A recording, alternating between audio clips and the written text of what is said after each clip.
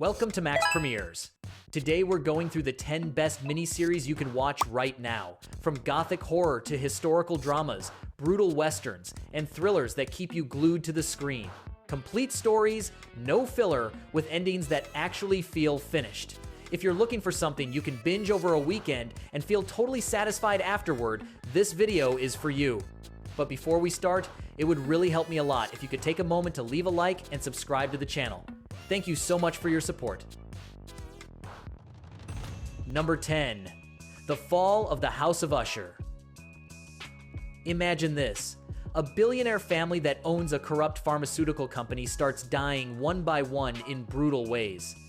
Roderick Usher and his sister Madeline built their empire by selling opioids, destroying lives without a single ounce of remorse. But one night, well, a mysterious woman from their past appears, and everything begins to collapse in the worst possible way. Mike Flanagan adapted several Edgar Allan Poe stories into one modern gothic horror tale. Each episode is inspired by a different short story, and trust me, every death is more twisted than the last. Carla Gugino is incredible as the enigmatic Verna. Honestly, she steals every scene she's in. Now, not everything works perfectly. Some episodes feel slower than others, and the anti-corporate message can hit a little too hard, almost like it's shouting at you. But if you enjoy atmospheric horror mixed with social commentary, this one will pull you in. The final 2 episodes absolutely justify the entire journey. If you want something that blends horror with dark family drama, this is a great choice. Number 9. The English. Lady Cornelia Locke is an Englishwoman who travels to the wild American West, seeking revenge for the death of her son. Along the way, she crosses paths with Eli Whip, a former Pawnee scout who has his own demons and is trying to reclaim land that was promised to him for his military service. The two form an alliance, pretty uncomfortable at first, as they travel through a brutal territory filled with violence, prejudice, and people who want them dead. Emily Blunt is absolutely magnetic in this role. She carries the series on her shoulders without any problem.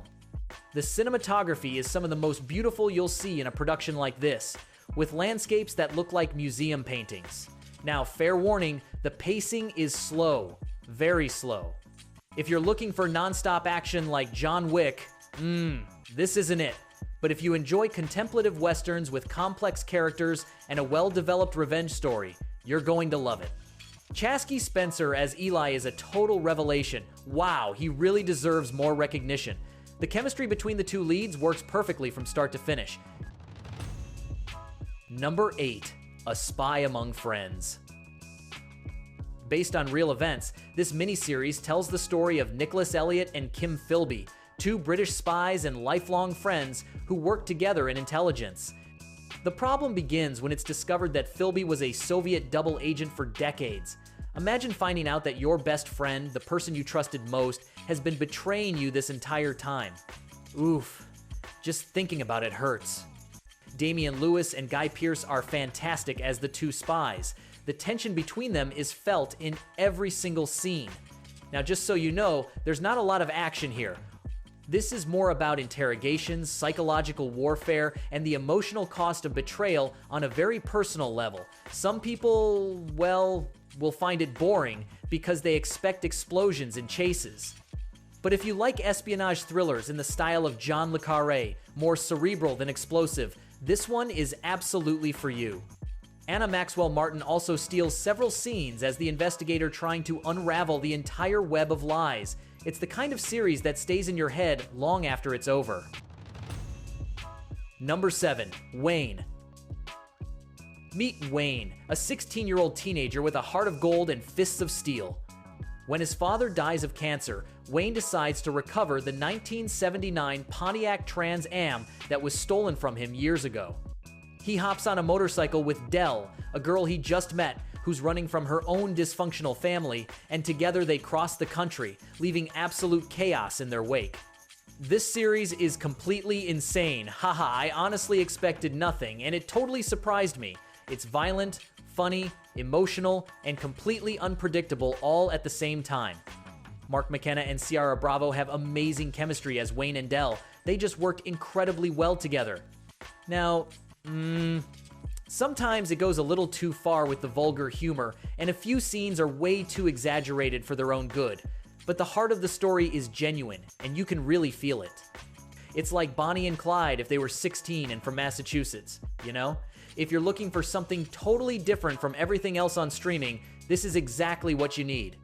It hooks you from the very first episode. Number 6, Midnight Mass. Everything begins when Riley Flynn returns to Crockett Island after spending years in prison for killing someone in a drunk driving accident. The island is small, deeply religious, and completely isolated from the rest of the world. Soon after, a young and charismatic new priest named Father Paul arrives, and with him, miracles begin to happen that no one can explain. Sick people are healed overnight. But, well, something very dark is hiding behind those supposed miracles. Mike Flanagan created something truly special with this series. It's slow, yes, and it features long monologues about faith, death, and redemption that, honestly, might feel a bit too philosophical for some viewers. But if the story clicks with you, wow, the emotional impact of the final episodes will completely destroy you. Hamish Linklater as Father Paul is hypnotic. You simply can't look away when he's on screen. The series divided audiences because it's not traditional jump scare horror, it's more of an existential drama with horror elements mixed in. If you want something that makes you think about faith, fanaticism, and how far people will go for their beliefs, this one is absolutely unmissable. Number 5, Guillermo del Toro's Cabinet of Curiosities. This is an anthology of 8 horror episodes curated by Guillermo del Toro himself. Each story is completely standalone, with different directors and very distinct visual styles. You'll find everything here: Lovecraftian cosmic horror, classic haunted houses, grotesque creatures straight out of your worst nightmares, alien autopsies, and psychological breakdowns that will make you deeply uncomfortable. Now, not every episode works equally well, and that's just being honest. Some, like Pickman's Model and The Autopsy, are absolutely brilliant, while others feel weaker and more generic. But that's true of pretty much every horror anthology. The best part is the practical effects. They're incredible. None of that cheap digital stuff that looks fake. Del Toro's love for gothic horror and dense atmosphere is visible in every production detail. If you enjoy auteur-driven horror, disturbing imagery, and you don't mind uneven episodes, this cabinet definitely has something special waiting for you. Number 4, Godless. Roy Good is an outlaw who escapes from the gang of Frank Griffin, a truly ruthless man who raised him like a son and now wants him dead for betraying him. Roy hides in LaBelle, a town populated almost entirely by women after a mining accident killed most of the men. As Roy tries to disappear and start over, well, Griffin and his gang slowly close in, destroying everything in their path.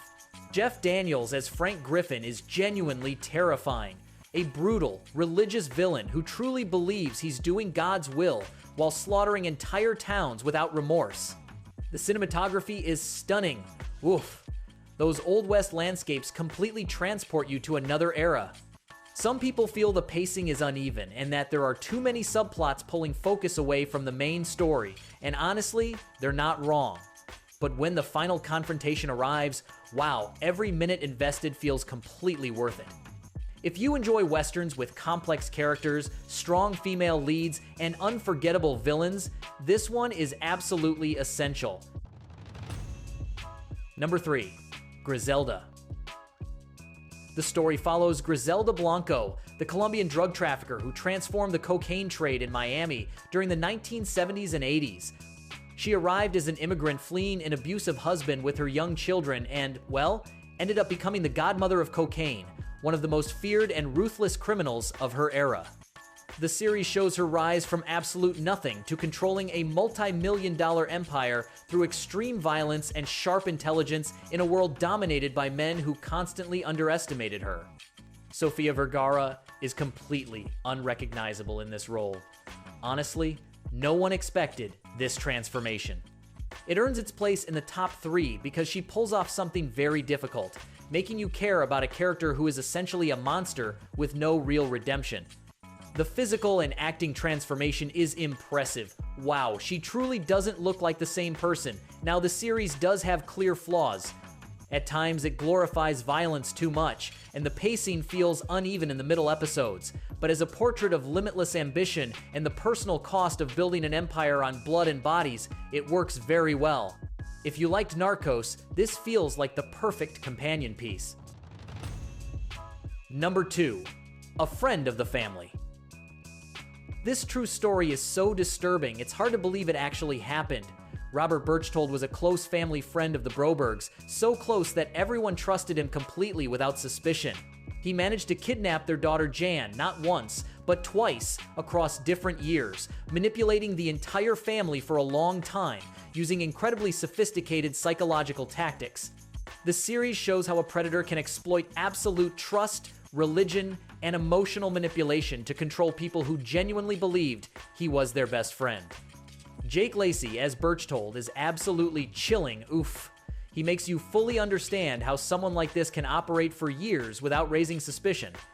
This series deserves such a high spot because it doesn't just present the cold facts of the case, it makes you feel the confusion, shame, and deep emotional damage experienced by the victims and their parents. It's uncomfortable to watch, sometimes frustrating because you want to scream at the screen, but it's incredibly important. If you want to understand how manipulation truly works in abuse cases, this is a painful but necessary watch. Number 1. Shogun. We're in Japan in the year 1600, in the middle of a civil war that will define the country's future. John Blackthorne is an English navigator who shipwrecks on the Japanese coast and becomes deeply entangled in a power struggle between feudal lords fighting for absolute control. Lord Toranaga, a brilliant strategist who thinks 10 moves ahead, takes him under his protection. And at the center of it all is Lady Mariko, a samurai translator torn between her sacred duty and her deepest personal desires. Hiroyuki Sanada as Toranaga is masterful.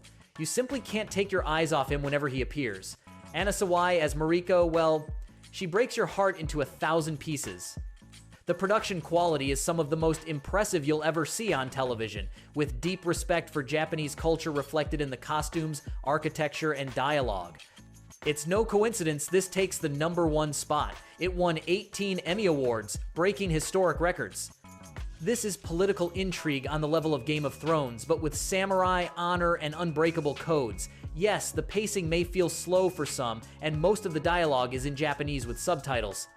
But if you let yourself sink into it, wow, the payoff is absolutely massive. This is the best miniseries you can watch right now, period. And that's it for today. 10 miniseries that are completely worth your time. Full stories you can binge without waiting for seasons that never come or endings that disappoint. If you enjoyed the video, don't forget to leave a like, subscribe, and turn on notifications so you don't miss our upcoming content. Let me know in the comments which one you've already seen and which one you're watching first. I love reading your opinions. See you in the next video.